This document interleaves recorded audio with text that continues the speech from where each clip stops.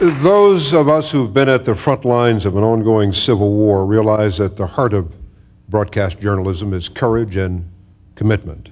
One reporter reminds us in the great tradition of Edward R. Murrow of what it means to be a broadcast journalist.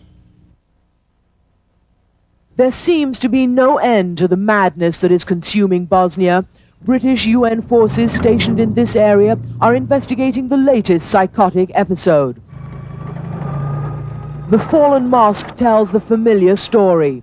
Yet another Muslim village destroyed, but this time not by the Serbs, rather by the Croats.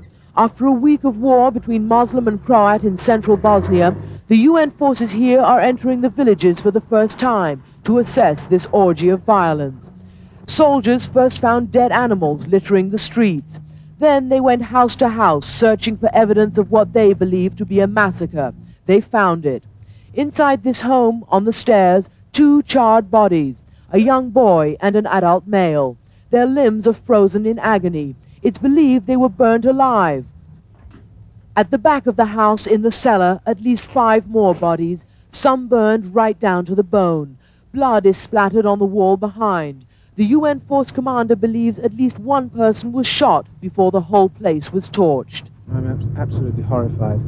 It looks like the father and the son try to defend the mother and the daughters, the mother and the daughters being in the cellars. The father and the son possibly shot and then burnt upstairs, and then some swine, someone has deliberately set fire to the cellar, and all the mother and possibly the daughters and the young children have all died, 5 or 6 in the cellar. It is quite horrifying. Christiane Amanpour, CNN, Sarajevo. Christiane Amanpour.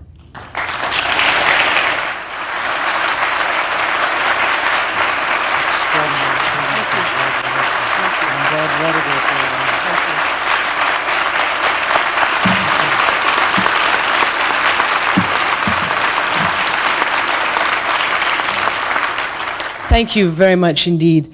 In about 3 weeks from now, we will all be celebrating the 50th anniversary of D-Day, where the United States and its allies fought and sacrificed to fight fascism and to save democracy. Today, 50 years later, at a defining moment in our history has been tarnished by the failure of all of our leaders to deal with what's going on now. When I look around, there's not a whole lot to be proud about on the issue of Bosnia. So I'm very proud to belong to a profession that has done its duty, that is doing its duty, and that is telling this story.